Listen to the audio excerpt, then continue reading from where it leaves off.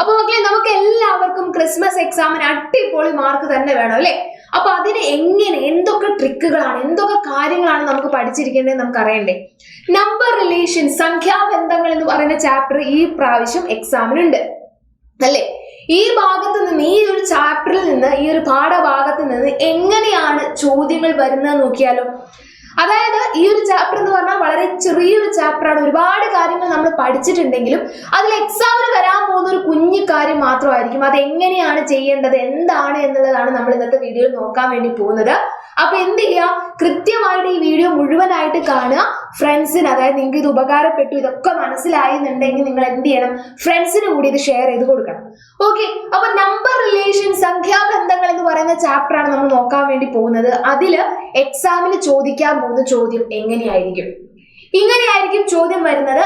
നിങ്ങൾക്ക് ഒരു നമ്പർ തരും, ഒരു നമ്പറോ 2 നമ്പറോ 3 നമ്പറോ എത്രയോ ആവട്ടെ. നിങ്ങളുടെ ചോദ്യം എങ്ങനെയായിരിക്കും? 2, 4, 5, 10, 100 ഈ സംഖ്യകൾ കൊണ്ട് ഈ തന്നിരിക്കുന്ന നമ്പറിനെ ഹരിക്കാൻ പറ്റുമോ, ഡിവൈഡ് ചെയ്യാൻ പറ്റുമോ ഇല്ലയോ? ഇതായിരിക്കും നിങ്ങളോടുള്ള ചോദ്യം. ഒന്നുകൂടെ പറയാം, നിങ്ങൾക്ക് ഒരു നമ്പർ തരും. ഇവിടെ തന്ന നമ്പർ 2, 3, 4, 4 ആണ്. ഈ നമ്പറിനെ 2 കൊണ്ട് ഹരിക്കാൻ പറ്റുമോ, 4 കൊണ്ട് ഹരിക്കാൻ പറ്റുമോ, 5 കൊണ്ട് ഹരിക്കാൻ പറ്റുമോ, 10 കൊണ്ട് പറ്റുമോ, 100 കൊണ്ട് പറ്റുമോ? ഇതായിരിക്കും നിങ്ങളോട് ചോദിക്കാൻ വേണ്ടി പോകുന്നത്. അപ്പൊ നമ്മൾ എന്ത് ചെയ്യണം, ഓരോ നമ്പർ കൊണ്ടും ഇതിനെ ഹരിക്കാൻ പറ്റുമോ നോക്കണം. നമ്മുടെ കയ്യിലിരിക്കുന്ന നമ്പർ ഏതാടാ? നമ്മുടെ കയ്യിലിരിക്കുന്ന നമ്പർ എന്ന് പറയുന്നത് 2, 3, 4, 4 ആണ് അല്ലേ? ഒരു തെളിച്ചില്ല. ഓക്കെ, നമ്മുടെ കയ്യിലിരിക്കുന്ന നമ്പർ എന്ന് പറയുന്നത് 2, 3, 4, 4 ആണ്. അപ്പൊ നമ്മൾ ചെക്ക് ചെയ്യാൻ പോവാണ്, ഈ നമ്പറിനെ 2 കൊണ്ട് ഹരിക്കാൻ പറ്റുമോ? നമ്മൾ ചെക്ക് ചെയ്യാൻ പോവാണ്.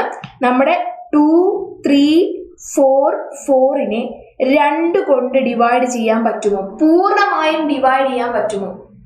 ഇതിൽ നിങ്ങൾ വേറെ ഒന്നും നോക്കണ്ട. നിങ്ങൾ നോക്കേണ്ടത് ഇത്രയേ ഉള്ളൂ, അവസാനത്തെ നമ്പർ, ഇവിടെയുള്ള ഏറ്റവും അവസാനത്തെ നമ്പർ ഇരട്ട സംഖ്യയാണോ ഒറ്റ സംഖ്യയാണോ? അല്ലെങ്കിൽ ഇങ്ങനെ നോക്കിയാൽ മതി, 2ന്റെ മൾട്ടിപ്പിൾ ആണോ, 2ന്റെ ഗുണിതമാണോ, അല്ലെങ്കിൽ 2ന്റെ ടേബിളിൽ ഉണ്ടോ എന്ന് നോക്കിയാൽ മതി. ഇത് മാത്രം നോക്കിയാൽ മതി. ഇതിലെ ഏറ്റവും അവസാനത്തെ സംഖ്യ എന്ന് പറയുന്നത് 2ന്റെ മൾട്ടിപ്ലിക്കേഷൻ ടേബിളിൽ ഉണ്ടോ? ഉണ്ട്, ഉണ്ടല്ലോ അല്ലേ? 4 എന്ന് പറയുന്നത് ഒരു ഇരട്ട സംഖ്യയാണ്. 4 എന്ന് പറയുന്നത് ഒരു ഇരട്ട സംഖ്യയാണ് എന്ന് നമുക്കറിയാം. 4 എന്ന് പറയുന്നത് ഒരു ഈവൻ നമ്പർ ആണ്, ഇരട്ട സംഖ്യയാണ്. അതുകൊണ്ട് തന്നെ ഇത് എന്താണ്, ഡിവൈഡ് ചെയ്യാൻ പറ്റും. Yes, it is divisible. Yes, divisible by 2. ഇതിനെ 2 കൊണ്ട് നമുക്ക് എന്ത് ചെയ്യാം, സുഖമായിട്ട് ഹരിക്കാം.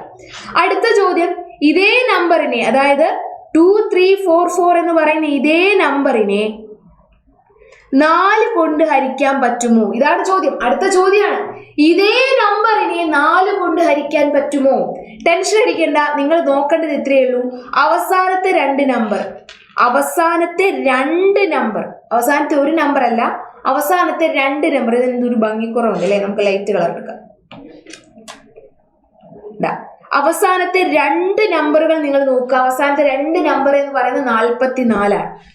അവസാനത്തെ 2 നമ്പർ എന്ന് പറയുന്നത് 44.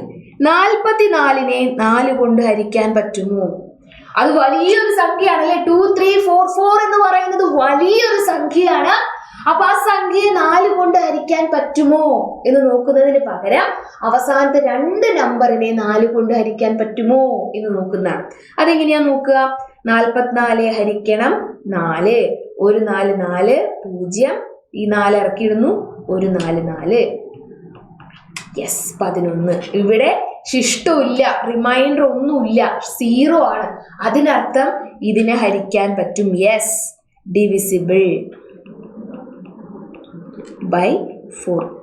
അപ്പൊ 2 കൊണ്ട് ഹരിക്കാൻ ഒരു നമ്പർ എടുത്താൽ മതി. 4 കൊണ്ട് ഹരിക്കാൻ പറ്റുമോ നോക്കാൻ നിങ്ങൾ എന്ത് ചെയ്യണം, അവസാനത്തെ 2 നമ്പറുകൾ എടുക്കണം. ഇനിയുള്ള ആൾക്കാർ പാവങ്ങളാണ് കേട്ടോ. ഇനിയുള്ള ആൾക്കാർ വളരെ ശുദ്ധന്മാരാണ്. നോക്കിക്കോ, 2, 3, 4, 4 ഇതിനെ 5 കൊണ്ട് ഹരിക്കാൻ പറ്റുമോ? ഇതാണ് നോക്കുന്നത്. ഈ തന്നിരിക്കുന്ന നമ്പറിനെ 5 കൊണ്ട് ഹരിക്കാൻ പറ്റുമോ? അപ്പൊ നിങ്ങൾ നോക്കേണ്ടത് ഇത്രയേ ഉള്ളൂ, അവസാനത്തെ ഒരു നമ്പർ നമ്മൾ നോക്കേണ്ടത് എന്താണെന്നറിയോ? അവസാനത്തെ ഒരു നമ്പർ ഒറ്റ നമ്പർ അത് 0 ആണോ? നോക്കേണ്ടത് എന്താണ്? അവസാനത്തെ നമ്പർ 0 ആണോ അല്ലെങ്കിൽ 5 ആണോ എന്ന് നോക്കുക. എന്താ ചെയ്യേണ്ടത്? ഒരു നമ്പർ തരും, അതിന് 5 കൊണ്ട് ഹരിക്കാൻ പറ്റുമോ നോക്കാൻ വേണ്ടി നിങ്ങൾ ചെയ്യേണ്ടത് അവസാനത്തെ നമ്പർ 0 ആണോടാ അല്ലെങ്കിൽ 5 ആണോടാ എന്ന് നിങ്ങൾ നോക്കുക. അപ്പൊ ഇത് എന്തല്ല? 0 അല്ല 5 അല്ല. അതുകൊണ്ട് എന്ത് ചെയ്യാൻ പറ്റില്ല? No, not divisible. പൂർണ്ണമായി ഹരിക്കാൻ സാധ്യമല്ല. ഈ തന്നിരിക്കുന്ന നമ്പറിനെ 5 കൊണ്ട് പൂർണ്ണമായി ഹരിക്കാൻ സാധ്യമല്ല. അവിടെ റിമൈൻഡർ അല്ലെങ്കിൽ ശിഷ്ടം വരും. എത്ര? 4. ഇവിടെ എത്രയാണോ അതാണ് ഇവിടെ വരുന്നത്. 5-ൽ താഴെയാണെങ്കിൽ ആ സംഖ്യ തന്നെ എഴുതുക. 5-ൽ കൂടുതലാണെങ്കിൽ എന്ത് ചെയ്യണം? 5 മൈനസ് ചെയ്യണം. 5-ൽ കൂടുതലാണെങ്കിൽ 5 മൈനസ് ചെയ്യണം. ഓക്കെ, അടുത്തത് ഇതേ നമ്പർ തന്നെ 2344 തന്നെ 10 കൊണ്ട് ഹരിക്കാൻ പറ്റുമോ? നിങ്ങൾ ചെയ്യേണ്ടത് ഇത്രയേ ഉള്ളൂ. അവസാനത്തെ നമ്പർ നോക്കുക. അവസാനത്തെ നമ്പർ ഇവിടെ 4 ആണ്. ഇവിടെ 4 പറ്റില്ല. അവസാനത്തെ നമ്പർ എന്ത് വരണം? 0 വരണം. അവസാനത്തെ നമ്പർ 0 വരണം. അപ്പൊ ഇത് എന്ത് ചെയ്യില്ല? Not divisible. ഇനി 2344 നോക്കണേ. 2344 ഡിവൈഡഡ് ബൈ 100 ആണെങ്കിലോ? സെയിം ലാസ്റ്റത്തെ 2 നമ്പർ നോക്കുക. ഈ 2 നമ്പർ എന്തായിട്ട് വരണം? 00 ആയിട്ട് വരണം. ഇത് 00 ആണോ? അല്ല. അതും എന്താണ്? Not divisible. ഇവിടെ റിമൈൻഡർ അല്ലെങ്കിൽ ശിഷ്ടം എന്ന് പറയുന്ന അവസാനത്തെ സംഖ്യയാണ്. ഇവിടെ റിമൈൻഡർ അല്ലെങ്കിൽ ശിഷ്ടം എന്ന് പറയുന്ന അവസാനത്തെ 2 സംഖ്യയാണ്. ഓർത്തിരിക്കുക. അപ്പൊ ഇതാണ് ഈ ഒരു ചാപ്റ്ററിൽ ഏറ്റവും ഇമ്പോർട്ടന്റ് ആയിട്ടുള്ള ഭാഗം എന്ന് പറയുന്നത്. ഓക്കെ, അപ്പൊ ഇത് ഡീറ്റെയിൽഡ് ആയിട്ട് നമ്മൾ എന്ത് ചെയ്തിട്ടുണ്ട്? നമ്മുടെ പൃഥ്വി ബാച്ചിൽ പഠിപ്പിച്ചിട്ടുണ്ട്. ഇതിന് വരാൻ സാധ്യതയുള്ള ചോദ്യങ്ങൾ പല രീതിയിൽ നമ്മൾ ക്ലാസ്സിൽ ഡിസ്കസ് ചെയ്തതാണ്. അപ്പോൾ ഇതേപോലെ തന്നെ നിങ്ങൾക്കും എന്ത് ചെയ്യാം? കൃത്യമായിട്ട് പഠിക്കുക. അപ്പൊ നിങ്ങൾ വിചാരിക്കും, അയ്യോ മിസ്സേ, ഈ ചാപ്റ്റർ ഒക്കെ എടുത്തു കഴിഞ്ഞില്ലേ, ഇനി എങ്ങനെയാ ഫസ്റ്റ് മുതലേ പഠിച്ചു തുടങ്ങുക എന്നൊക്കെ. അതിനു വേണ്ടിയാണ് സൈല നിങ്ങൾക്ക് എൻഡ് ഗെയിം ബാച്ച് ആരംഭിച്ചിരിക്കുന്നത്. ഓക്കെ, ഒരുപാട് പേര് അറിഞ്ഞിട്ടുണ്ടാവും, ഒരുപാട് പേര് അറിഞ്ഞിട്ടുണ്ടാവില്ല.